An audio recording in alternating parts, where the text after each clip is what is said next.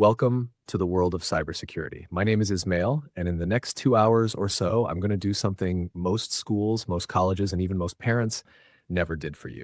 I'm going to show you how the internet actually works, who might be watching you right now, and why, how hackers think and what they're really looking for, and most importantly, how to protect yourself, your family, and your future. And if you're someone who wants to turn this into a career, there's a full roadmap waiting for you in the second half of this video.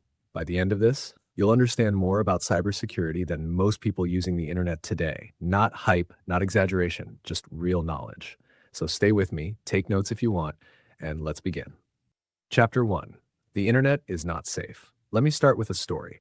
A 28-year-old woman named Sarah, a school teacher from Ohio, she thought she was just using the internet like everyone else, scrolling Instagram, ordering food online, checking her emails.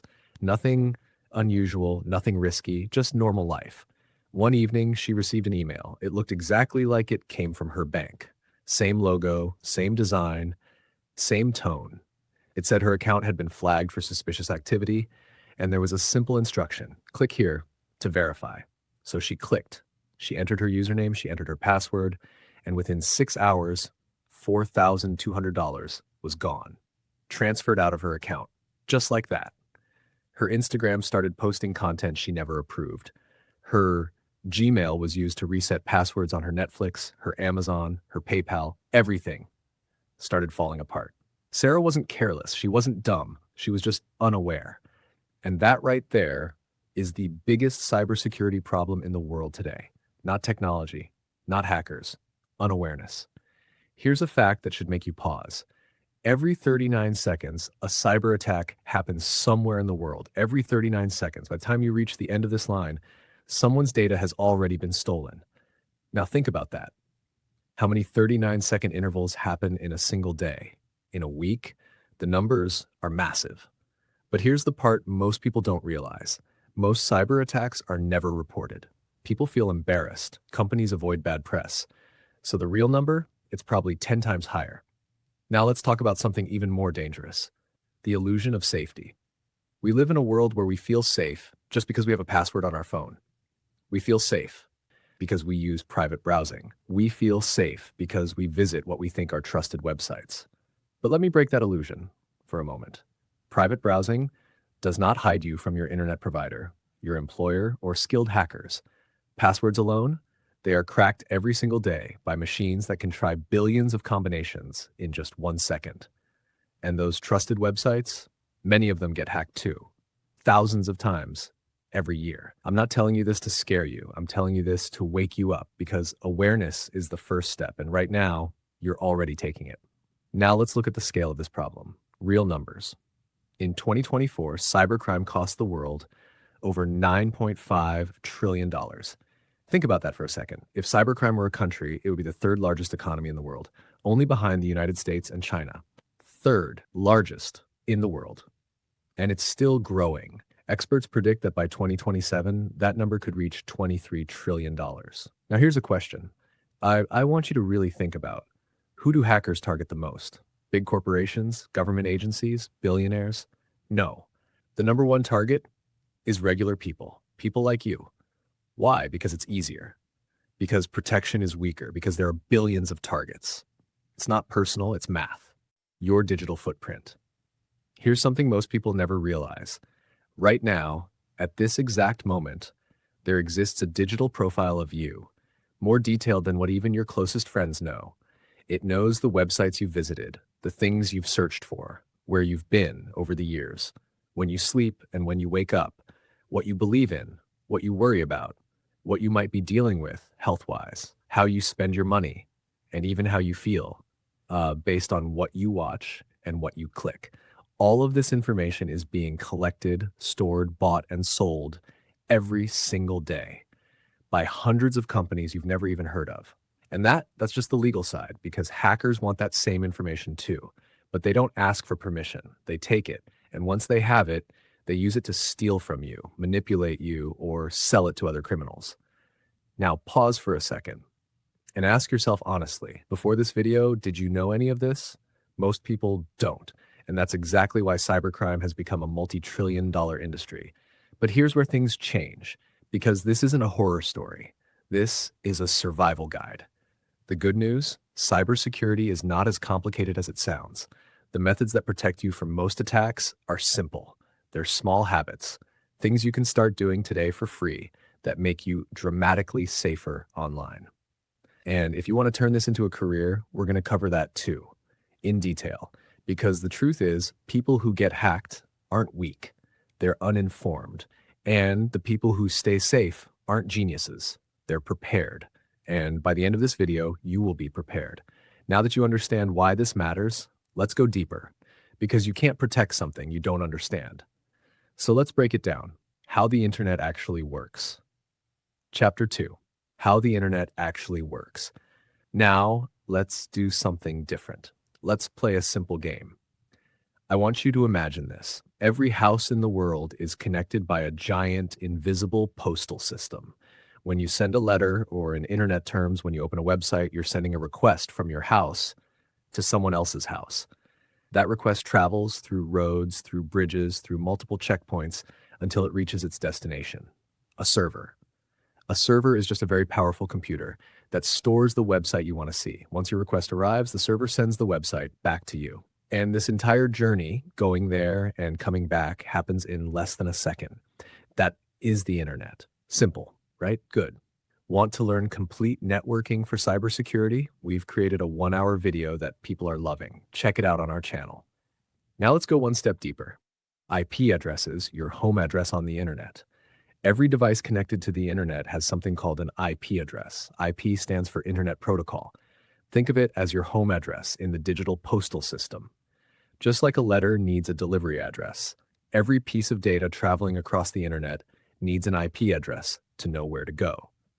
Your IP address looks something like this: 192.168.1.105. It's a series of numbers that identifies your device and your general location. Now here's something interesting. Right now, as you're watching this video, your IP address is visible to YouTube, to your internet provider, and potentially to anyone running the right software. That doesn't mean immediate danger, but it is the first thing a hacker looks for when choosing a target. Servers, the warehouses of the internet. When you type google.com into your browser, where does that request go? It goes to a server. A server is simply a powerful computer, usually stored inside massive buildings called data centers that hold websites, apps, and data. Google alone runs more than 2 million servers across the world. Facebook operates data centers as large as shopping malls. These servers work 24 hours a day, 7 days a week, storing your photos, your messages, your emails, everything. Now think about this. There's a question hackers ask themselves every single day. What happens if I attack that server? One server, millions of users, maximum impact. That's how massive data breaches happen. When a company's server is compromised, every user's data is suddenly at risk. HTTP versus HTTPS, the lock on your digital door. You may have noticed some websites start with HTTP and others start with HTTPS. That one small letter changes everything. HTTP stands for Hypertext Transfer Protocol. It's the language your browser uses to communicate with websites. HTTPS is the secure version. That extra S means the connection between you and the website is encrypted. Your data is scrambled in a way that makes it unreadable to anyone trying to intercept it. Think of it like this. HTTP is like sending a postcard. Anyone handling it along the way can read what's written. HTTPS is like placing that message inside a locked safe with a key that only you and the receiver have. If you're on a website without HTTPS and you enter your password, your credit card details, or any personal information, that data is traveling in plain text, completely exposed. Anyone monitoring that traffic can read it. So here's a simple rule. Before you enter any personal information, look at your browser's address bar. If you see a small padlock, you're on HTTPS. If you don't, leave immediately. DNS, the Internet's phone book. Here's something interesting. Computers don't actually understand names like google.com. They understand numbers, IP addresses. So when you type a website name, how does your browser know where to go? There's a system working quietly in the background. It's called DNS, the Domain Name System. Think of DNS as the Internet's phone book. You type google.com and your browser sends a request. Hey, what's the IP address for this name? The DNS server responds. That's 142.250.190.14. Your browser takes that number, goes to that address, and just like that, Google appears. This entire process happens in milliseconds. You never see it. You never notice it. But it's happening billions of times every single day. Now, here's the real question. Why does this matter for cybersecurity? Because this system can be attacked. It's called DNS poisoning or DNS spoofing. Imagine someone breaking into that phone book and changing Google's number to their own fake website, a website that looks exactly like the real one. Same design, same logo, same layout. You type google.com and you land on that fake page. And if you enter your email, your password, it's gone. Stolen instantly. This is not theory. This happens. And we'll dive deeper into it when we talk about real attacks. Now, let's move into something most people only hear about in movies, the dark web. Let's clear the confusion. The internet you use every day, Google, YouTube, Instagram, news websites, that's only a tiny part of the whole system, about 5%.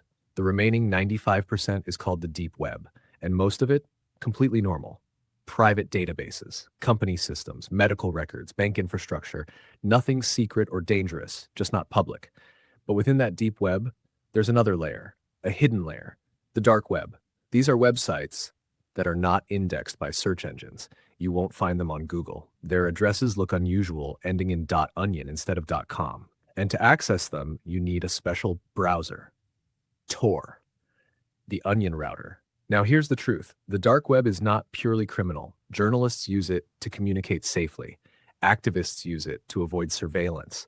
In some places, it's a lifeline. But yes, it's also where a lot of illegal activity happens. Stolen passwords are sold there. Credit card data traded in marketplaces.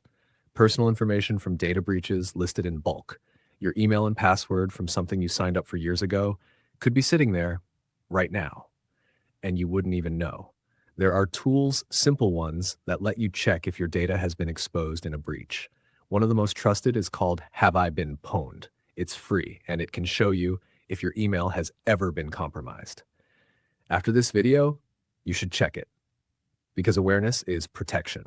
Now you understand how the internet is built, but here's the real shift. Who is moving inside this system? Who is searching for weaknesses? Who is looking for people just like you? Let's talk about hackers. And trust me, they're not what you think. Chapter 3, Hackers, Who They Are and How They Think. Close your eyes for a second. I say the word hacker. What image comes to mind? A teenager in a dark hoodie, typing furiously in a black room, green code scrolling across multiple screens. Maybe they're in Russia, maybe they're anonymous. Yeah, that image is about 95% Hollywood fiction. The reality of who hackers actually are and how they actually operate is both more ordinary and more fascinating than any movie. The three hats, white, gray, and black. In cybersecurity, we use a hat metaphor to describe different types of hackers. Don't ask me why hats. It's a tradition. Just go with it. White hat hackers. These are the good guys. White hat hackers, also called ethical hackers or penetration testers, are paid by companies to try to hack into their own systems. Think about it. The best way to find out if your security has holes is to have someone try to break through it. On purpose, in a controlled way. Companies like Google, Microsoft, and Apple pay white hat hackers millions of dollars every year to find their vulnerabilities before the bad guys do. This is a real career, a well-paying one, and we'll cover it in detail in the careers chapter. Black hat hackers, these are the bad guys. Black hat hackers break into systems without permission for personal gain, for crime, for chaos. They're the ones behind ransomware attacks, bank fraud, data theft, and identity theft. Some are highly sophisticated. Others are just using tools that other people created. Here's a stat that might surprise you. The majority of cyber attacks are not carried out by elite programmers. They're carried out using pre-made tools and scripts that anyone can download. The technical bar to entry for basic cybercrime has dropped dramatically, and that is a serious problem. Gray hat hackers. Gray hats are in the middle. They might hack into a system without permission, but not to steal anything. Maybe to prove a point, maybe to show a company their security is weak, maybe out of curiosity. They operate in an ethical gray zone. Their motives might be good, but their methods are illegal. The cybersecurity world has complicated feelings about gray hats, but they exist and you should know about them, how hackers actually think. This is the part that's going to change how you see the digital world. Hackers, especially the skilled ones, don't think like criminals in the traditional sense. They think like detectives, like puzzle solvers, like engineers. The hacker mindset has three core pillars. Pillar one, find the weakness. Every system, no matter how secure, has a weakness.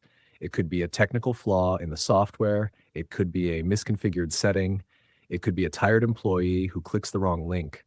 Hackers are obsessed with finding that one crack in the wall. They're patient, they're persistent, they think creatively. Think of a hacker trying to break into a bank. They're not going to walk through the front door. They know there's a guard, cameras, alarms. But what about the janitor who comes in at 3 a.m.? What about the service entrance around back? What about the IT support person who has admin access and uses the password 123? The hackers who are most dangerous are the ones who understand people as much as they understand technology. Pillar two, least effort, maximum impact. Sophisticated hacking is actually rare. Most cybercriminals are looking for the path of least resistance. Why spend 10 hours trying to crack a complex encryption system when you can send a fake email to 10,000 people and wait for just one person to click? That's why phishing, which we'll cover in depth in the next chapter, is the #1 attack vector in the world. Not because hackers are lazy, but because they're smart. If you can get someone to hand you the key, why would you ever pick the lock? Pillar three, anonymity and patience. Professional hackers are invisible by design. They use VPNs, proxy servers, the Tor network, even compromised computers in other countries as launch pads. By the time investigators figure out where an attack came from, if they ever do, the attacker is already gone, hidden behind layers like an onion. And they are patient. Some hacking campaigns, called advanced persistent threats, stay hidden inside a company's network for months before making a move. Imagine a thief who breaks into your house and instead of stealing something immediately, lives quietly in your attic for 8 months, watching your routine, learning your habits, waiting, and then strikes at the perfect moment. That is an APT. Now let's talk about something even more real. Who hackers actually are in real life. Profile 1. The lone wolf teenager. Kevin Mitnick was once called the most wanted computer criminal in US history. He started hacking at 16. By his 20s, he had broken into systems belonging to IBM, Motorola, and even the Pentagon. He wasn't doing it for money. He was doing it for the thrill, for the challenge. He served prison time and later became one of the world's most respected cybersecurity consultants. Profile 2. The state-sponsored hacker. Some hackers don't work for themselves. They work for governments. Countries like Russia, China, North Korea, and Iran have dedicated cyber units, teams of professionals trained to attack foreign governments, steal intelligence, disrupt critical systems. These are not teenagers in basements. These are experts working in offices, funded by national budgets. Operations like the 2016 US election interference, the WannaCry ransomware attack that shut down hospitals in the UK, and the Colonial Pipeline attack that caused fuel shortages on the US East Coast. These were not random events. They were organized and powerful. Profile 3, the organized crime ring. These are the businessmen of the digital underworld. Organized cybercrime groups operate like real companies. They have developers, managers, even customer support teams. Yes, even criminals have support chat for their victims. Some even run affiliate programs. This is an entire underground economy, generating billions of dollars every single year. Now let's talk about something you might not expect. Reconnaissance, the first step of every hack. Before a hacker attacks you, they study you. They research you. This process is called reconnaissance, or simply recon. And here's the uncomfortable truth. Most of the information they need, you've already shared publicly. Your full name on Facebook, your job on LinkedIn, your phone number leaked in some data breach, your hometown, your pet's name, your birthday, your favorite team, all sitting there on your social media. Now imagine this. A hacker decides to target you. They check your profile. They see your dog's name is Max. They see your birthday, March 15th. They try logging into your account using passwords like Max190 or Max315. And it works because nearly half of people use personal information in their passwords. That's not a guess. That's reality. So here's the lesson. Simple but powerful. Your digital presence is your attack surface. The more you share, the more exposed you become. Now that you understand how hackers think, let's move to the next level, because thinking is only half the story. Next, you're going to see the tools, the weapons, the actual methods they use. And this is where things get very real, very fast. Chapter 4. The most common cyber attacks. It's time to talk about weapons, not guns, not bombs, but digital weapons that are being used right now on millions of people around the world. Let's go through the most common and most dangerous ones with real examples so you never forget them. Attack number 1, phishing. Say this word out loud, phishing. It sounds like fishing, and that's exactly what it is. A hacker casts a line, puts bait on it, and waits for you to bite. The bait is usually an email, a text message, or a social media message that looks exactly like it came from someone you trust. Your bank, Apple, Amazon, Netflix, even your boss. The goal to get you to click a link that takes you to a fake website where you enter your login details or to open an attachment that installs malware on your device.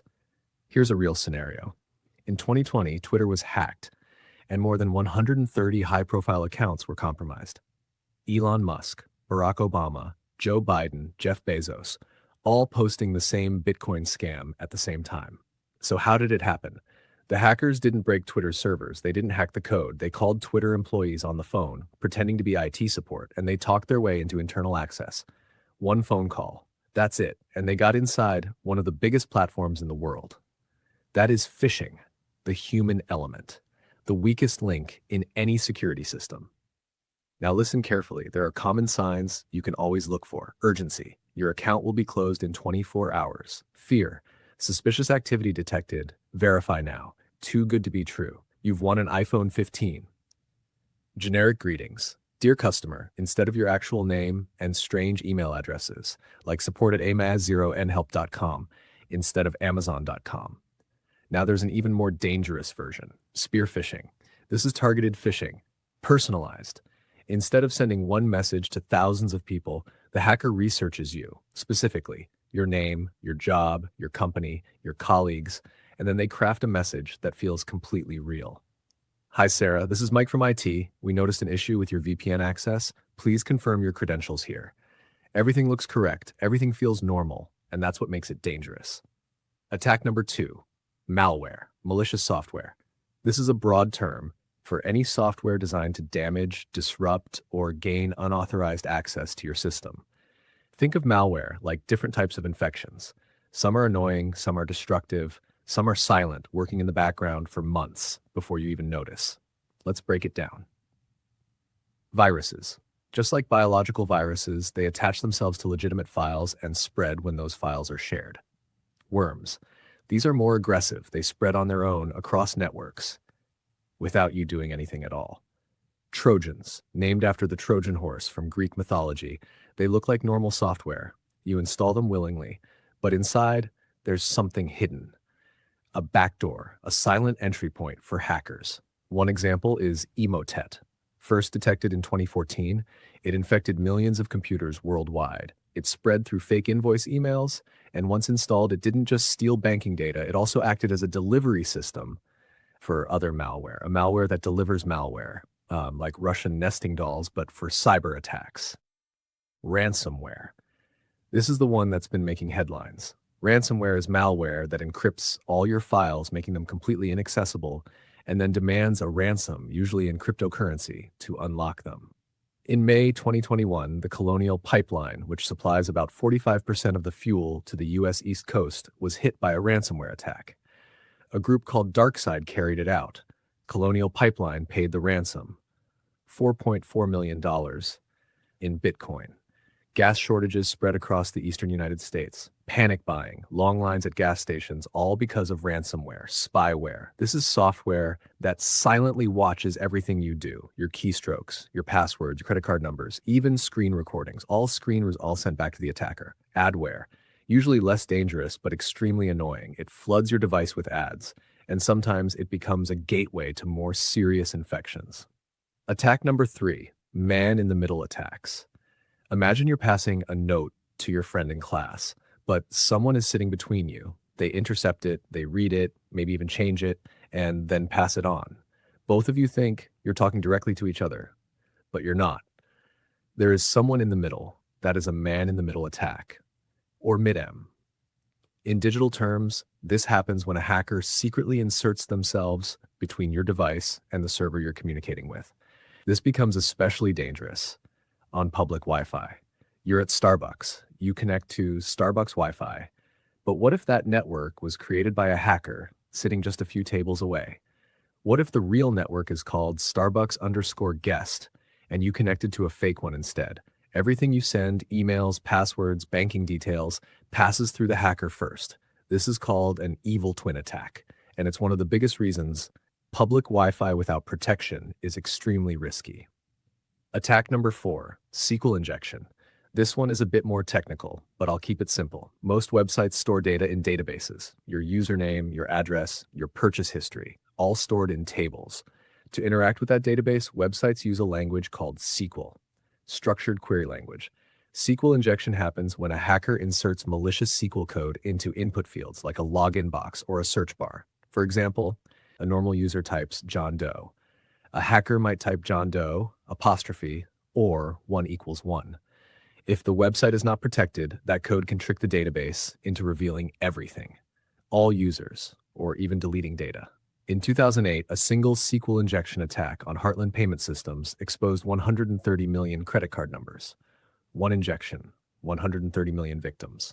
Attack number 5, social engineering. This is the big one, because this attack is not against your computer, it is against you. Social engineering is the art of manipulating people into giving up confidential information or performing actions that break security. It exploits human psychology, not technical systems. Pretexting. This is when an attacker creates a fake scenario to trick you into sharing information. Hi, I'm from your bank's fraud department. We need to verify your PIN. No real bank will ever ask for your PIN, your full password, or your OTP. Ever. Baiting. This is psychological trap behavior. A USB drive is left somewhere, parking lot, office, public place. It's labeled something tempting, salary data 2024. You pick it up, you plug it in, and malware installs instantly. In real studies, almost half of people plugged in unknown USB drives, 48%. Tailgating. This is physical social engineering. Someone follows an authorized employee into a secure building. Oh, I forgot my badge. Can you hold the door? People are polite. They say yes. And just like that, an unauthorized person is inside. Quid pro quo, Latin for something. Free tech support you call. They guide you step by step. But instead of helping you, they install malware while you think you are being assisted. In 2011, RSA Security, a cybersecurity company itself, was breached. An employee opened a phishing email with an Excel file called 2011 Recruitment Plan. One click. And RSA's security tokens used by governments and defense contractors were compromised. A cybersecurity company breached through social engineering. If it can happen to them, it can happen to anyone. Attack number 6, denial of service or DDoS. Imagine calling a restaurant to make a reservation. You get through. You book your table. Now imagine 10,000 people all call at the same time. Every line is busy. No real customer can get through. The restaurant becomes unusable. That's a denial of service attack. In digital form, hackers flood a server with so much fake traffic that it can't respond to real users. The D in DDoS means distributed, meaning the attack comes from thousands of different devices at the same time. Often these devices are not even controlled directly by hackers. They are innocent devices infected with malware, phones, computers, smart devices, all turned into an army. This army is called a botnet. In 2016, a massive DDoS attack using a botnet called Mirai took down major websites, including Netflix, Twitter, Amazon, and Reddit. Not because those companies were hacked directly, but because the infrastructure they relied on was overwhelmed. And the botnet? It was made of infected smart TVs, baby monitors, and routers. Your smart fridge could be part of a hacker's army without you ever knowing. I know that's a lot, but understanding these attacks is the first step to defending against them. Now, the real question is, why do these attacks succeed? And the honest answer is simple. Mistakes. Common, predictable, preventable mistakes. Let's talk about those next. Chapter 5, the biggest mistakes people make online, the habits that make you vulnerable. All right, true confession time. I'm going to list some habits, and I want you to honestly count how many you're guilty of. No judgment, I've been there too. But after this chapter, there's no going back. Mistake number 1, weak and reused passwords. Let's start with the most embarrassing one. The most common passwords in the world, year after year, are things like 123456, password QWERTY 12345678 9, and I love you. I wish I was joking. These passwords are not protecting anything. A hacker's software can crack 123456 in literally 0 seconds, not milliseconds. 0. But here's the problem. That's even worse than weak passwords. Password reuse. Using the same password, even a strong one, across multiple websites. Here's why this is catastrophic. Let's say you have a strong password like blue elephant hashtag 2019. You use it for your email, your bank, your Instagram, and some random shopping website you signed up for once and forgot about. Now that shopping website gets breached. Your email and password get sold on the dark web. The hacker takes that same password and tries it on Gmail. It works. Now they own your email. They use your email to reset your Instagram password. Now they own your Instagram. They try your bank. It works. Now they own your money. One breach. Total digital collapse. This is called a credential stuffing attack. And it works because people reuse passwords. The fix? Use a password manager. Apps like Bitwarden, 1Password, or Dashlane generate and store unique, complex passwords for every single website. You only remember one master password. The manager handles everything else. It's like having a different key for every lock in your life and keeping them all in a super secure keychain. Mistake number 2, skipping two-factor authentication. Two-factor authentication. 2FA. You've probably seen it when you log in and then get a code sent to your phone. And yes, it feels annoying.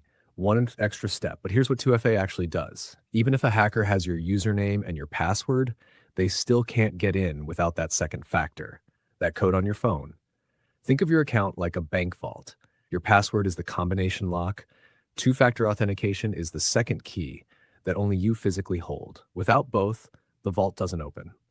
Microsoft research shows that enabling 2FA blocks 99.9% of automated account attacks.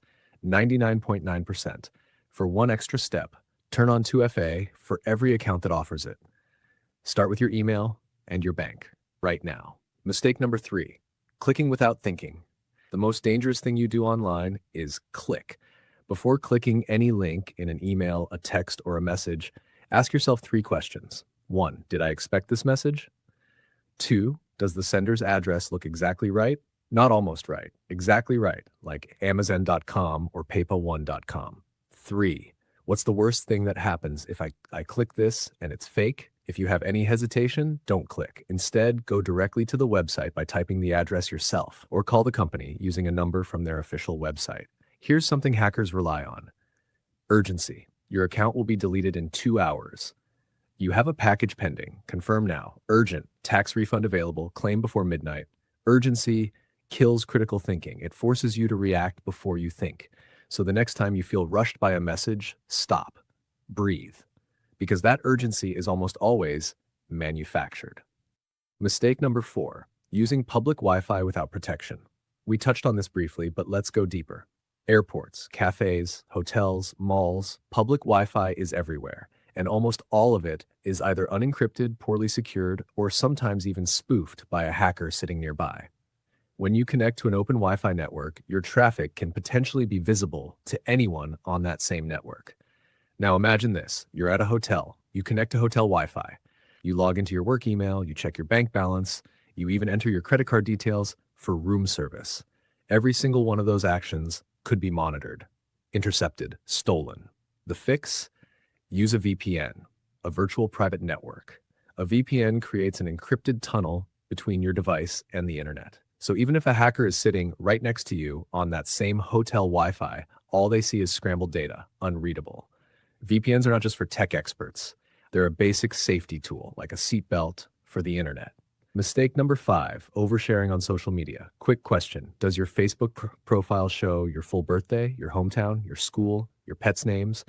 Does your Instagram have location tags, photos showing your neighborhood, your house area, even your car plate? All of this is gold for a hacker doing reconnaissance. Remember those security questions? What is your mother's maiden name? What was your first pet's name? What street did you grow up on?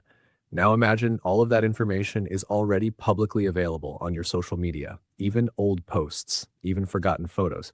A determined attacker can collect it all and reset your accounts. The fix is not to delete everything. It's to be intentional. Limit what is public. Turn off location tagging and never use real personal answers for security questions. Use random words, things that mean nothing to your real life. Mistake number 6, ignoring software updates.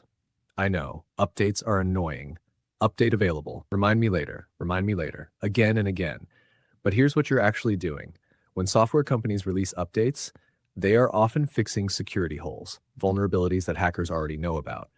The moment a patch is released, hackers also learn what was fixed, and they immediately start targeting people who haven't updated yet. In 2017, the WannaCry ransomware attack infected 300,000 computers across 150 countries, including hospitals in the UK, where surgeries were canceled and patient records became inaccessible.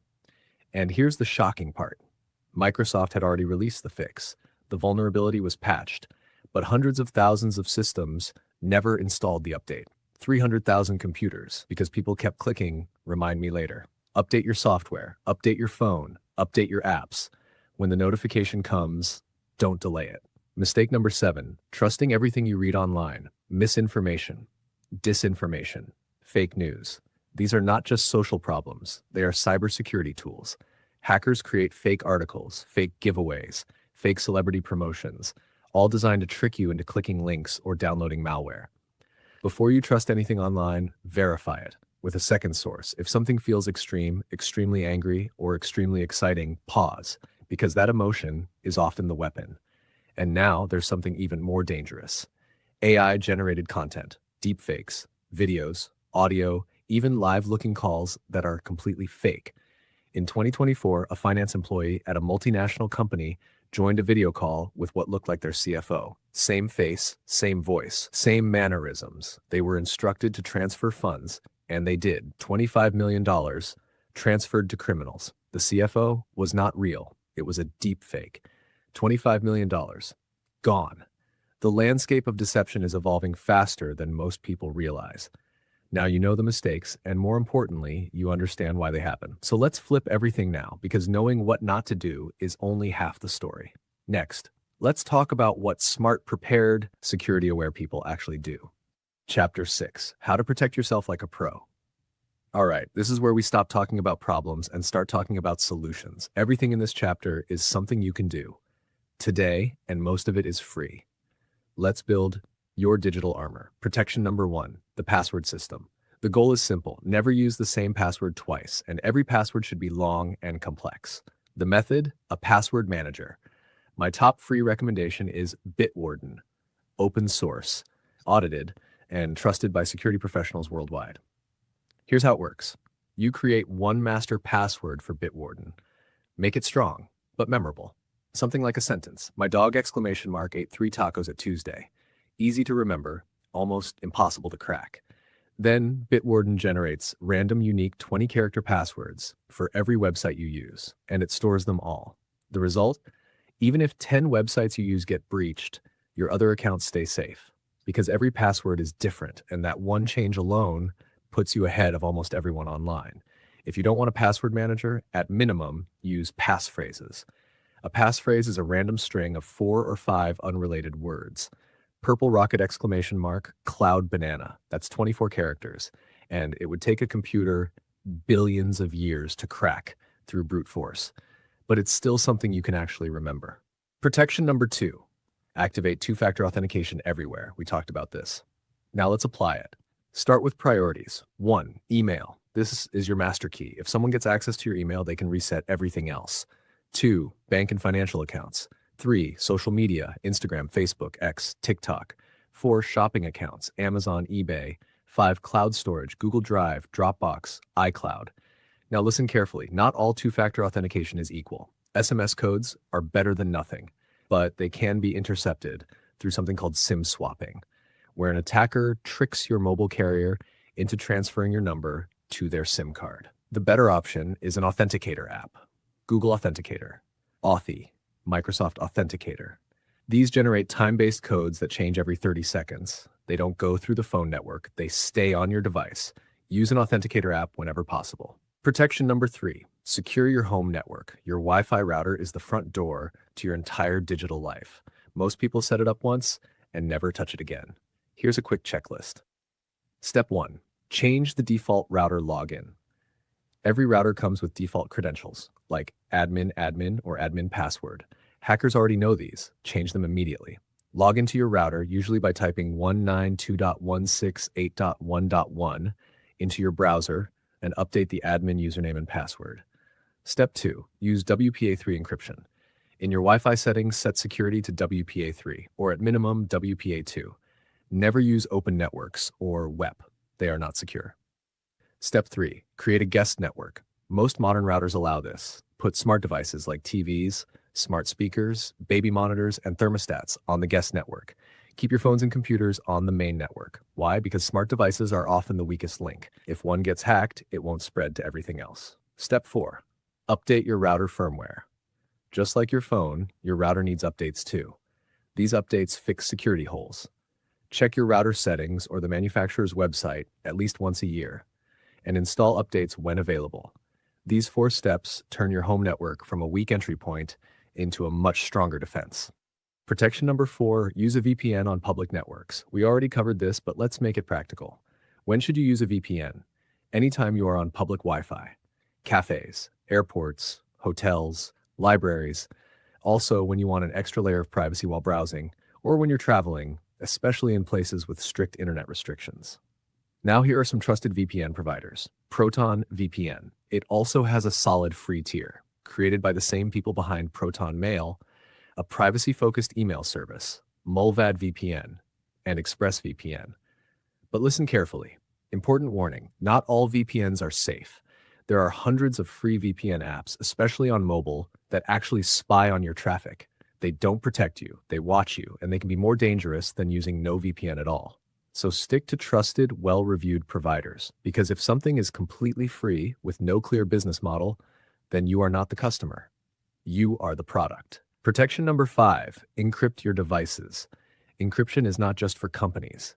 It is for everyone. Your phone should be encrypted. Your laptop should be encrypted. The good news, most modern devices already do this automatically. iPhones are encrypted by default as soon as you set a passcode. Android devices are usually encrypted by default on newer versions. You can check in settings under security. On Windows laptops, you can use BitLocker or Veracrypt, a free open source tool. On Mac, you can enable File Vault under security and privacy settings. Now, why does this matter? Imagine your laptop gets stolen. If it is not encrypted, someone can remove the hard drive and access every file, every password, every document without even logging in. But if it is encrypted, all they see is scrambled data, completely unreadable. Protection number 6, be smart about email. Email is still the #1 attack vector, so we need to harden it. First, use a secure email provider. Gmail and Outlook are fine if configured properly. But for sensitive communication, Proton Mail is a strong option. It is end-to-end encrypted and based in Switzerland. Second, always check the sender's address carefully, not just the name you see, the actual email address. A message might say PayPal security team, but the real address could be something like randomletters@suspiciousdomain.com. Third, never trust display names. A hacker can name themselves anything, bank support, security team, even CEO, but the real email behind it can be completely fake. Fourth, never enable macros in unknown documents. If you receive a Word or Excel file and it says enable macros to view content, do not do it. That is one of the most common ways malware enters systems. Delete it immediately. Protection number 7, monitor your digital exposure. Start with haveibeenpwned.com. Enter your email, check if it has appeared in any known data breaches. Then Google yourself regularly. See what information about you is public. Set up Google Alerts for your name so you know when new information appears online. And check your credit reports at least once a year. Look for any accounts or loans you did not open because that can be a sign of identity theft. In many countries, you are entitled to free annual credit reports. This is not about fear. It is about awareness. The people who do these things get hacked far less often. It is that simple. You do not need to be a tech expert. You just need to be intentional. And if you're still here, that already says a lot. Now we're going even deeper, because next we move from protection to understanding the science behind it all, the core principles that the entire cybersecurity world is built on. And trust me, even this part will stay simple. Chapter 7. Cybersecurity Fundamentals. If cybersecurity were a building, this chapter would be the foundation. The concepts we're covering here are what every security professional builds on, from entry-level analysts to chief information security officers. Understanding this makes you fluent in the language of cybersecurity. Let's start with the most important one, the CIA Triad. No, not the intelligence agency. In cybersecurity, CIA stands for confidentiality, integrity, availability. These three principles form the foundation of every security system, policy, and decision. Let's break them down. Confidentiality. Information should only be accessible to those who are authorized to see it. Your medical records should only be seen by your doctor, not random employees, not unauthorized systems, not hackers. Your bank PIN should only be known by you. Confidentiality is violated when unauthorized people gain access to information they should never see. The main tools used here are encryption, access control, and authentication, integrity. Information should remain accurate and untouched. When your bank records a transaction, it should stay exactly what it is. $50, not $500, not $50,000. When a doctor writes a prescription, it should not be changed by anyone unauthorized. Integrity is broken when data is modified without permission, by hackers, by software errors, or even by insiders. The main tools for integrity are checksums, cryptographic hashing, and audit logs. Availability. Information in systems should be accessible when authorized users need them. Remember the DDoS attack that took down platforms like Netflix and Twitter? That was an attack on availability. Even if your data is secure and even if it is untouched, if you cannot access it when needed, the system has failed. Hospitals have been hit hard by ransomware, not only because data was locked, but because systems became unavailable. Patient records, medical equipment, everything disrupted, lives were put at risk. The main tools for availability are redundancy, backups, failover systems, and DDoS protection. Every cybersecurity decision, every system design, every security policy is built around these three principles. When you hear about a data breach, ask yourself, which one was broken? Most of the time, it's confidentiality. When you hear about ransomware, it's availability. When you hear about altered or fake data, it's integrity. The CIA Triad gives you a simple framework to understand any cybersecurity incident. No matter how complex it looks, it always comes back to these three ideas. Encryption, the language of secrets. We've mentioned encryption several times now, so let's actually understand it. Encryption is the process of scrambling data so that only someone with the correct key can read it. Imagine you and your best friend create a secret code. Every letter of the alphabet gets replaced. A becomes X, B becomes Q, and so on. You write hello, but to everyone else, it looks like complete nonsense.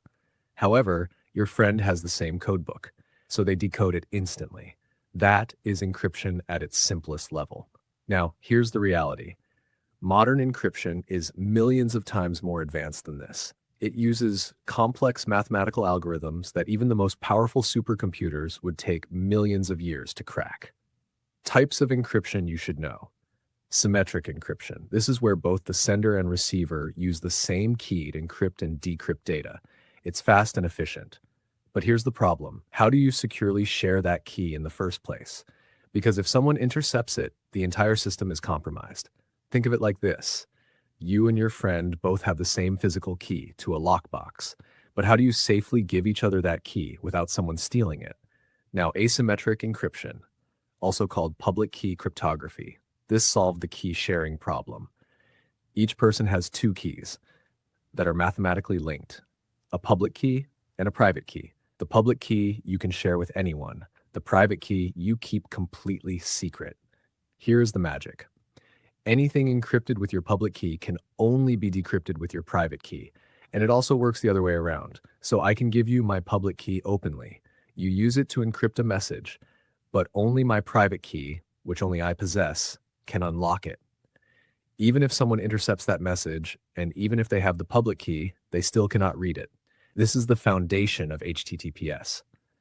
digital signatures, and most secure communication systems today, end-to-end encryption. When people say a messaging app is end-to-end encrypted, like WhatsApp or Signal, it means only the sender and receiver can read the messages, not the company, not the server, and in most cases, not even attackers in the middle. The encryption and decryption happen directly on your device. The server only passes along scrambled data without ever understanding it. Now let's move to something equally important: authentication versus authorization. These two words get confused constantly. Let's separate them clearly. Authentication means, are you who you say you are? It is identity verification. Logging in with a username and password is authentication. You are proving you are the account owner. Two-factor authentication adds another layer of proof. Biometrics like fingerprints or face recognition are also forms of authentication. Authorization means, what are you allowed to do? Once the system knows who you are, it decides your permissions. For example, a bank employee might be able to view customer accounts, but only a senior manager can approve large transfers, and only IT staff can access server systems. Authentication opens the door. Authorization decides which rooms you can enter, and this distinction is critical because attackers target both. Stealing your password is breaking authentication. But once inside, trying to access things you should not access is called privilege escalation. That is an attack on authorization. Both layers matter, and both are essential in cybersecurity defense. A firewall is exactly what it sounds like. In buildings, a firewall is a physical barrier that stops fire from spreading from one room to another. In networks, a firewall is software or hardware that monitors all incoming and outgoing traffic and decides, based on rules, what is allowed and what is blocked. Think of a firewall as a bouncer at a nightclub. The bouncer has rules: no weapons, must be over 18, must have a reservation on certain nights. Now think of network traffic as people trying to enter. The firewall checks every request against its rules. This traffic is coming from a known malicious IP address? Blocked. This request is trying to access a sensitive port without permission? Blocked. This is a normal, legitimate request from a trusted website? Allowed.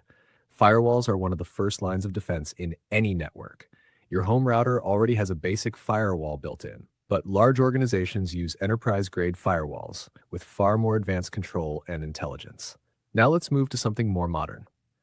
Zero trust. For decades, network security worked on a simple idea: build a strong wall around the system, trust everything inside, and block everything outside. But this model had a major flaw. Once an attacker gets inside through a stolen password, a phishing attack, or a compromised device, they can move freely inside the system. This approach failed as companies moved to cloud systems and remote work. So a new model was created: zero trust. And the principle is simple: never trust, always verify. In a zero trust system, nothing is automatically trusted. Not devices inside the network, not employees at their desks, not even high-level executives. Every access request must be verified, every identity must be confirmed, every device must meet security requirements, and access is strictly limited to only what is necessary, nothing more. This is now the standard for modern enterprise security, and it is a core concept in cybersecurity.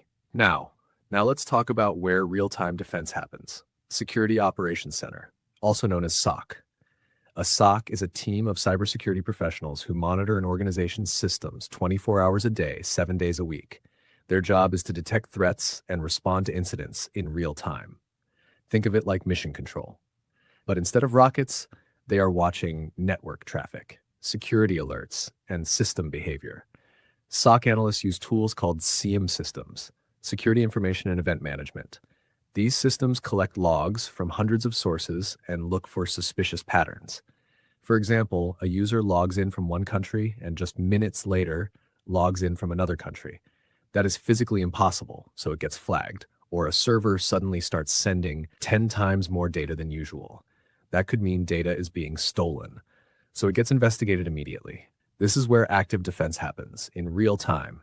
And for many people, this is where a cybersecurity career begins.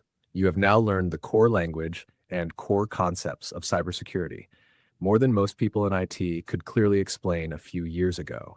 And now that this foundation is in place, we move to the exciting part. What can you actually build with all of this knowledge? Let's talk about careers. Chapter 8, Cybersecurity Career Paths Explained, the roadmap to a fulfilling, high-paying career. Let me set a scene for you. You wake up, no alarm stress, you open your laptop, or sometimes you walk into a company headquarters somewhere exciting. Your job? You think like a criminal. You find weaknesses in systems before the bad guys do, and you get paid very well for it. Or maybe your role is different. You analyze threat intelligence. You help organizations stay safe. You design security systems for hospitals, banks, or even government agencies. Here's the truth. Cybersecurity is not one career. It is dozens of careers, each with its own focus, its own skills, and its own personality fit. And right now, there is a global shortage of over 3.5 million cybersecurity professionals. 3.5 million empty positions waiting to be filled. This is not a saturated field. It is the opposite. Let's explore the major paths. Career Path 1, Penetration Tester, also known as Ethical Hacker. Here's the simple idea. Companies pay you to hack them. A penetration tester is hired to simulate real-world cyber attacks against the company's systems, networks, and applications. The goal is simple. Find vulnerabilities before malicious hackers do, and report them so they can be fixed. This is the career that sounds like a movie, and honestly, it kind of is. What you do, you attempt to break into systems legally and with permission. You test web applications, mobile apps, networks, and sometimes even physical security. Then you write detailed reports explaining what you found and how to fix it. Who it is for: people who love puzzles, people who think creatively, people who enjoy the thrill of the hunt, and people who are deeply curious about how systems work underneath the surface. Average salary range, around $80,000 to $140,000 per year, and higher depending on experience and region. Key certifications: CEH, Certified Ethical Hacker, and OSCP, Offensive Security Certified Professional. This is considered the gold standard in offensive security. Career Path 2, SOC Analyst, Security Operations Center Analyst. Here's the simple idea. You are the first line of defense in a cyber war. SOC analysts monitor security systems in real time. They detect threats, investigate alerts, and respond to incidents. This is often the entry-level gateway into cybersecurity careers. What you do, you monitor dashboards for suspicious activity, you investigate security alerts, you respond to and contain security incidents, and you document everything carefully. Then you escalate serious threats to higher-level teams. Who it is for: people who are detail-oriented, methodical, calm under pressure, and who enjoy detective-style thinking. SOC roles are divided into levels. Level 1 analysts handle initial alerts, Level 2 analysts handle deeper investigations, and Level 3, often senior analysts, focus on advanced threat hunting. Average salary range from $45,000 to $85,000 depending on level and experience. Key certifications: ComptiaSecurity Plus and ComptiaSecurity Plus. Career Path 3, Incident Responder. Here's the simple idea. The SWAT team of cybersecurity. When something goes wrong, when a hospital gets hit by ransomware, when a company suffers a major data breach, incident responders are the ones who get called in. They don't wait. They move fast. They contain the damage.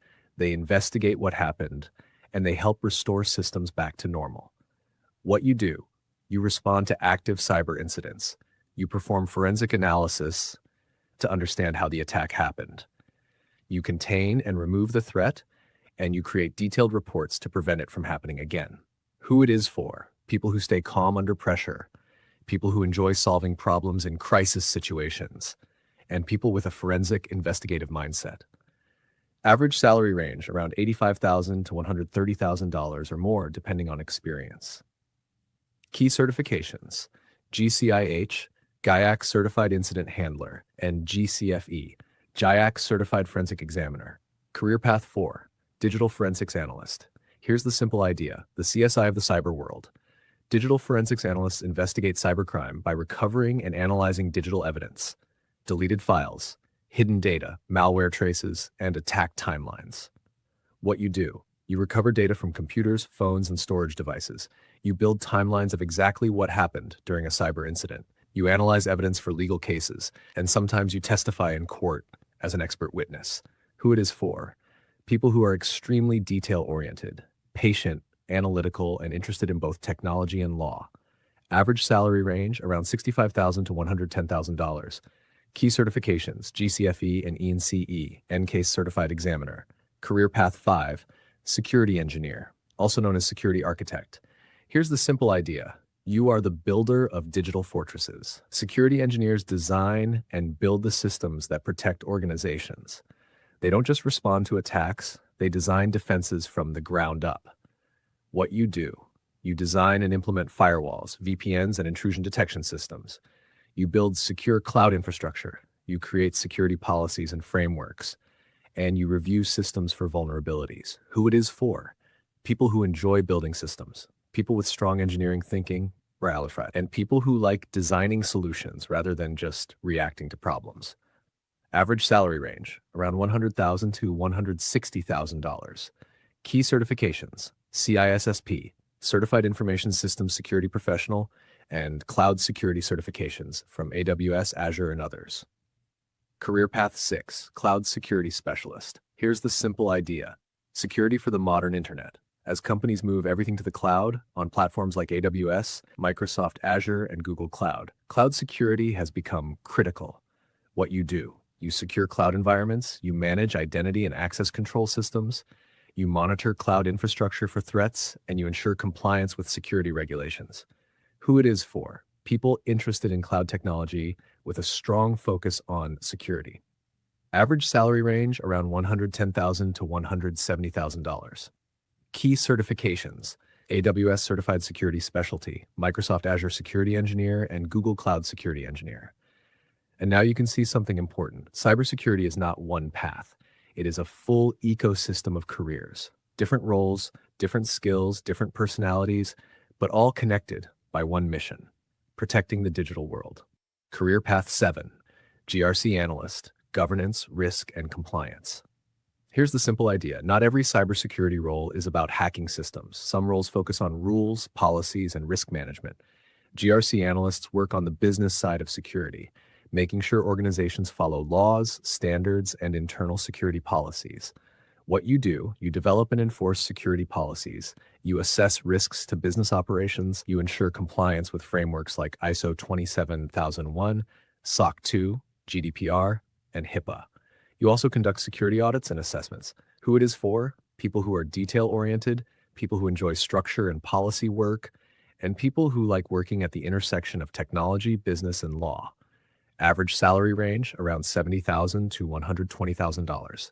Key certifications, CISM, Certified Information Security Manager, and CRISC, Certified in Risk and Information Systems Control.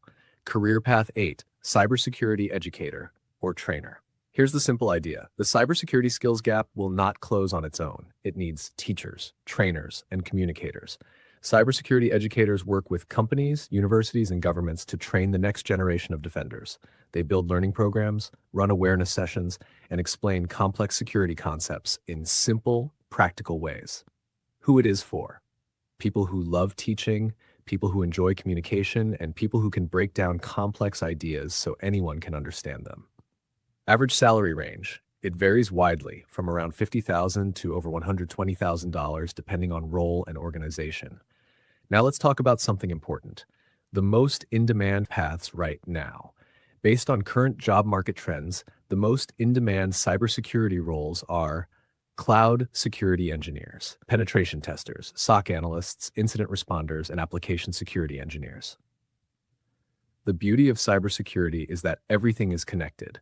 Many people start as SOC analysts, then move into penetration testing, then into security architecture, and eventually become CISOs, Chief Information Security Officers, the executives responsible for an entire organization's security.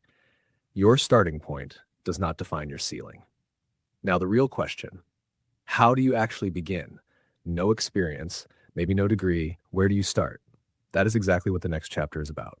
Chapter 9, Step-by-Step Roadmap to Start Cybersecurity. The clear, actionable path from zero to career ready. All right, let's get real. The most common question beginners usually ask is this: I'm interested in cybersecurity, but I don't know where to start. It feels overwhelming. I hear you. The field is broad. There are hundreds of certifications, dozens of tools, thousands of tutorials. But here's the truth that most people miss.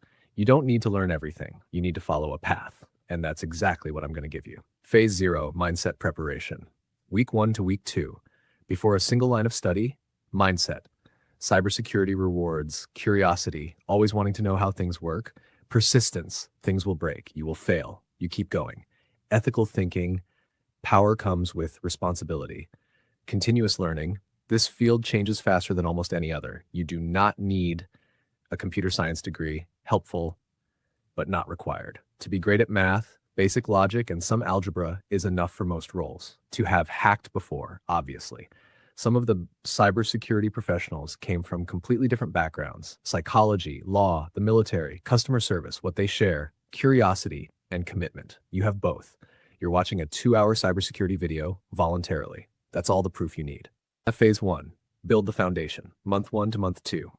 Step 1. Learn how computers and networks work. You can watch the complete networking for cybersecurity video on this channel.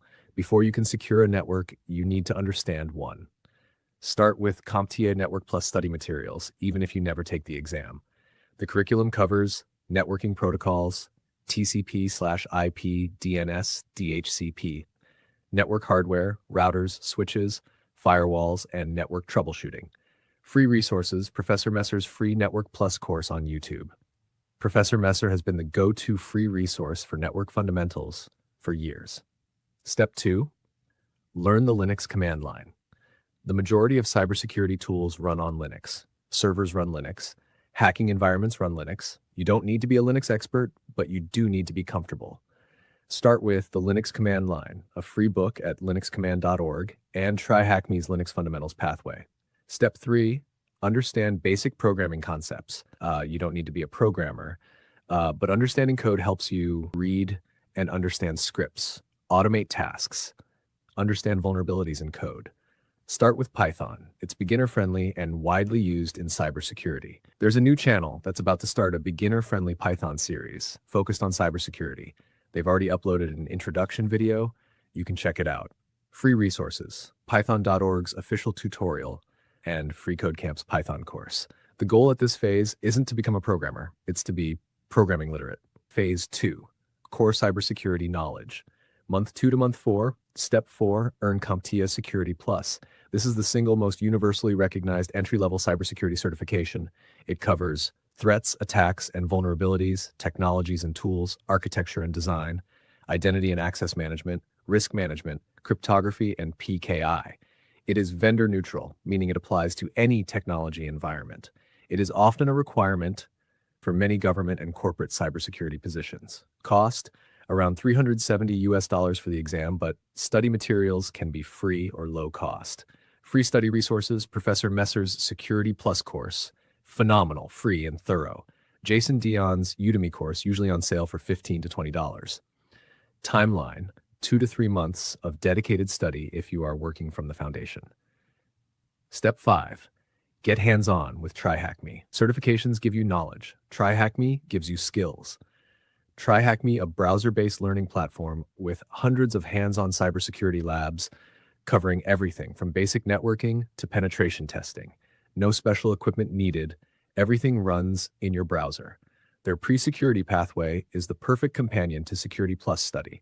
Their SOC Level 1 pathway is ideal if you're aiming for that career path. Their Junior Penetration Tester pathway prepares you for ethical hacking. Create an account, start with the free content, upgrade when you are ready for more. Step 6. Hack the box for the more adventurous. Hack the Box is the more challenging, more realistic cousin of TryHackMe. Real-world vulnerable machines, real penetration testing scenarios, a global community of security professionals. Once you have 2 to 3 months of foundational knowledge, start tackling Hack the Box challenges. It is where the learning goes from classroom to battlefield. Phase 3, Specialization. Month 4 to month 8. By now, you have a sense of what excites you most. Are you drawn to the offense, the hacking side, or the defense, the monitoring and response side, or the architecture, the design side? Choose a direction and go deeper. If you want offensive, penetration testing. Next certification, EJPT, eLearn Security Junior Penetration Tester. Beginner-friendly, practical, and affordable. After that, OSCP, Offensive Security Certified Professional, the most respected practical pen testing certification. This is the hard one. Budget: 6 to 12 months of serious preparation. Tools to learn: Kali Linux, Nmap, Metasploit, Burp Suite, Wireshark. If you want defensive SOC or Blue Team, Next certification, ComptiaSecurity Plus, Cybersecurity and CISA Plus, Cybersecurity Analyst, Tools to Lunk, SIM, Wireshark, Snort, IDS, Yara Rules, ELKS Stack, course, Blue Team Labs Online. It's an excellent platform for defensive skill building. If you want cloud security, start with AWS Cloud Practitioner to understand cloud basics. Then move to AWS Certified Security Specialty, or follow Microsoft's path, AZ900, then SC900, then SC200 on Azure. If you want GRC, governance, risk, and compliance, study the NIST Cybersecurity Framework, ISO 27001, and GDPR and HIPAA basics. CISM and CRISC become your targets. Phase 4, build your portfolio. Ongoing from month 3, very important, often overlooked. Certifications tell employers what you know. A portfolio shows them what you can do. How to build a portfolio? Option 1, build a home lab. A home lab is your personal cybersecurity playground. Using free software like VirtualBox or VMware, you can run multiple virtual machines, a Kali Linux attacker, a Windows victim, a vulnerable web application, all on your own computer. Practice attacks, practice defenses, document your findings. This is something hiring managers love to see. Option 2, CTF competitions. Capture the flag. These are cybersecurity challenges, puzzles, hacking scenarios, cryptography problems designed to test and build skills. Sites like ctftime.org list hundreds of competitions throughout the year. Many are free and open to beginners. Each CTF you complete becomes a portfolio item. Document your write-ups, explain how you solved each challenge. Option 3, bug bounty programs. Companies like Google, Meta, Microsoft, and thousands of others pay money to people who find and responsibly report security vulnerabilities. These are called bug bounty programs. Platforms like HackerOne and BugCrowd host these programs.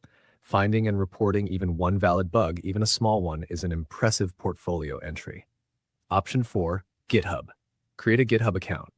Document your home lab setup. Share your CTF write-ups. Contribute to open source security tools.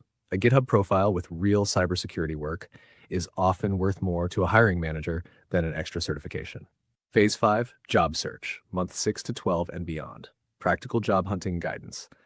Your first job does not have to be purely cybersecurity. Many cybersecurity professionals got their start in IT, help desk, or support, network administration, system administration. These roles build foundational skills and often have pathways into security teams. Where to look? LinkedIn. Most important, optimize your profile, connect with cybersecurity professionals, engage with content. Indeed. Glassdoor, cybersecjobs.com. Government job boards. In many countries, government agencies are major cybersecurity employers. Company career pages, especially for companies with large security teams. Networking, the humankind. Join cybersecurity communities online. Discord servers. Many try Hack Me and Hack the Box communities have them. LinkedIn groups, local DFCon groups, DC groups, free meetup groups in hundreds of cities worldwide, B-sides conferences, community-run security conferences, often affordable or free. 80% of jobs are filled through networking, not job boards. Know people, be known. You have the map, but I want to make this even more concrete. What if I gave you a specific day-by-day plan for your very first month? Because that's exactly what the final chapter is. Your first 30 days action plan, concrete day-by-day steps to launch your journey. Okay, this is it. Chapter 10, the launch pad. I'm going to give you the most specific, actionable 30-day plan I can. No fluff, no vague advice, real steps for real days. Your only job, execute. Let's go. Week 1, foundation and security habits. Days 1 to 7. Day 1, secure your digital life today. Before you learn to defend others, defend yourself. Morning, 1 to 2 hours. Download Bitwarden, set up your master password, start adding your accounts. Check ifibeenpooned.com for all your email addresses. Enable 2-factor authentication using Google Authenticator or Authy on Gmail. Your bank, Instagram, Facebook, evening, 30 minutes. Review your phone's privacy settings. Limit which apps have access to your location, camera, and microphone. Check that your phone's storage is encrypted. Settings, security on Android, automatic on iPhone with passcode set. Day 2, understand your attack surface. Google your own name. See what information is publicly available. Review your social media privacy settings. Limit who can see your birthday, hometown, and personal info. Check your router's settings. Change the default admin credentials if you haven't. Day 3, set up your learning environment. Create accounts on TryHackMe. Have I been pwned? GitHub. Download and install VirtualBox free on your computer. You'll need it for a home lab later. Bookmark your study resources. Professor Messer, TryHackMe, NIST Cybersecurity Resources. Day 4. Start TryHackMe's pre-security path. Begin the first module. Take it seriously. Take notes. Day 5. Networking Fundamentals. Watch Professor Messer's first 3 video modules on Network Plus Fundamentals. You can also watch our video on this channel. Take handwritten notes. Studies show handwriting improves retention by up to 34%. Day 6. Deep Dive Study Day. Review everything you've learned this week. Make flashcards using Anki, a free spaced repetition app. Key terms: IP address, DNS, HTTPS, firewall, CIA Triad, authentication versus authorization, encryption. Day 7. Rest, reflect, and plan. Look at what you covered. What's unclear? Find one YouTube video that explains it better. Join one cybersecurity community online. Introduce yourself. Ask one question. Week 2. Core Knowledge. Days 8 to 14. Day 8. Continue TryHackMe. Complete the How the Web Works section. Take notes on HTTP, DNS, and web application basics. Day 9. Start Linux Fundamentals. Begin the Linux Fundamentals pathway on TryHackMe. Learn basic terminal commands. Navigate directories, create files, change permissions. This is where many beginners feel uncomfortable. Push through, it gets intuitive quickly. Day 10. Security Plus study begins. Start Professor Messer's ComptiaSecurity Plus course. Begin with Domain 1. Threats, attacks, and vulnerabilities. You'll recognize a lot from this video. Day 11. Hands-on phishing analysis. Search phishing email examples analysis. Study 5 to 10 real phishing email examples. Practice identifying the red flags. Learn about email header analysis. How to trace where an email really came from. It's like detective work. You'll love it. Day 12. Introduction to Cryptography. Review our encryption chapter again, then go deeper. TryHackMe has a Cryptography for Beginners room. Complete it. Watch a 15-minute YouTube video on how HTTPS uses TLS, Transport Layer Security, Encryption. Day 13. Day 13. OSINT Introduction. OSINT, Open Source Intelligence. It is the art of gathering information from public sources, a skill used by both hackers and investigators. TryHackMe has an OSINT module. Start it. Practice OSINT on yourself. What can you find about you using only Google? Day 14. Week 2 review. Flashcards. Review. Make sure your notes are organized. Post an update in your cybersecurity community. Share what you've learned. Teaching others is one of the best ways to learn. Week 3. Practical skills. Days 15 to 21. Day 15. Set up a basic home lab. In VirtualBox, install Kali Linux, a free Linux distribution specifically designed for cybersecurity and penetration testing. Follow a beginner's home lab setup guide on YouTube. Search Kali Linux VirtualBox Beginner Setup. Day 16. Explore Kali Linux tools. Get familiar with your new environment. Run your first Nmap scan on your own network. Legally, it's your own network. Nmap maps out what devices and open ports exist on a network. Day 17. Capture the flag. First attempt. Go to ctftime.org. Find a beginner or Jeopardy-style CTF that is currently running or has recently ended. Try to solve the easiest challenges. If you get stuck, search Beginner CTF Write-Up on YouTube. Day 18. Web Application Security Basics. Install Burp Suite Community Edition free. Work through TryHackMe's OWASP Top 10 module. The OWASP Top 10 is the definitive list of the most critical web application security vulnerabilities. Learn each one. Day 19. Security Plus Study. Continue. Domain 2. Technologies and Tools. Firewalls, IDS-IPS, VPNs, SIEM tools. Review our chapter content alongside the course. Day 20. Wireshark. Analyze network traffic. Download Wireshark. Free. Capture traffic on your own network. See the packets flowing. TryHackMe has a Wireshark room. Complete it. This is the first time most beginners feel like a real security professional. It's a good feeling. Day 21. Week 3 review and portfolio planning. Write down what you've done this month. This is your early portfolio. Create a GitHub repository. Write a README, documenting your learning journey, what you've studied, what labs you've completed, what tools you've used. Week 4, direction and momentum. Days 22 to 30. Day 22, decide your specialization. Based on the past 3 weeks, offense, defense, or engineering. If you loved the Kali Linux labs and the pen testing mindset, offensive, pen testing. If you love the monitoring, analysis, and detection side, defensive, SOSEEK. If you are more drawn to architecture and policy, GRC, or security engineering. Day 23 to 25, deep dive into your chosen path. Offensive. Continue through TryHackMe's Junior Penetration Tester pathway. Research the OSCP certification. Watch a YouTube video about what OSCP candidates say about the experience. Defensive. Start TryHackMe's SOC Level 1 pathway. Research CompTIA CySA Plus certification. GRC. Read NIST's Introduction to the Cybersecurity Framework. It is a free PDF. Research CISM certification. Day 26, LinkedIn optimization.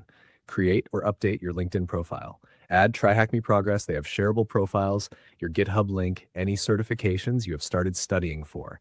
Relevant skills. Start connecting with cybersecurity professionals. Do not just connect, engage with their content. Comment thoughtfully. Ask a genuine question. Day 27, find your local or online community. Find your nearest DC group, DEFCON group. Many groups meet monthly, often virtually. These are your future colleagues, mentors, and references. Day 28, create your study schedule for month 2. Reverse engineer your certification goal, Security Plus exam. Most people need 8 to 12 weeks of dedicated study. Set a target exam date, book it. Having a deadline makes you study. Create a weekly study schedule. Block the time in your calendar, treat it like a class. Day 29, write your why. This sounds non-technical. Do it anyway. Write, even just for yourself, why you want to be in cybersecurity. Is it financial stability, intellectual challenge, protecting people, making a career change? Your why is your fuel on the hard days. And there will be hard days. Everyone has them. Write it, save it, read it when you need it. Day 30, celebrate and set month 2 goals. You have done more in 30 days than most people who say, I want to get into cybersecurity, do in a year. Celebrate that, genuinely. Then set 3 specific goals for month 2. 1, complete X modules or certifications. 2, complete X CTF challenges. 3, make X new professional connections. Write them down, make them specific, make them real. We have been on a journey together today. We started with a woman named Sarah who woke up to find her digital life dismantled overnight. And we have ended here with you, holding a roadmap that can change the trajectory of your safety, your awareness, and potentially your entire career. Let me remind you of what you now know. You know how the internet actually works, the infrastructure underneath everything we take for granted. You know how hackers think, not as cartoon villains, but as creative, patient human beings exploiting human weakness. You know the most common attacks: phishing, malware, social engineering, ransomware, and you will never look at a suspicious email the same way again. You know the mistakes that make people vulnerable, and you have real actionable tools to fix them today. You understand the foundations of cybersecurity, the CIA Triad, encryption, authentication, zero trust, concepts that professionals spend careers building on. You know the career paths that exist, and you know they are accessible with the right roadmap, and you have that roadmap. 30 days, clear steps, no guesswork. But here's the thing I want to leave you with. Cybersecurity is ultimately not about technology. It is about people. It is about protecting a grandmother from losing her savings to a scam. It is about keeping a hospital's systems running so doctors can save lives. It is about ensuring that journalists in authoritarian countries can communicate safely. It is about making sure that the 16-year-old version of me who did not know any of this does not become the next victim of a sophisticated phishing attack. The people who go into cybersecurity carry a profound responsibility. And honestly, they are some of the most thoughtful, creative, curious, and committed people you will find. I hope whether you watch this for personal safety, for career inspiration, or pure curiosity, I hope you feel the weight and the wonder of this field, because the internet is where we live now, and it deserves defenders. Maybe you are one of them. If this video helped you, even a little, please like it. Share it with someone who needs to see it, and subscribe for more content like this. Drop a comment below telling me one thing you learned today, one thing that surprised you, one thing you are going to change, or one step you are going to take. I read every comment, seriously. And if you want the condensed version of this roadmap in a free PDF, follow me on Instagram and DM me. If you made it this far, thank you for your time. I genuinely appreciate it. Stay curious, stay secure, and I will see you in the next one.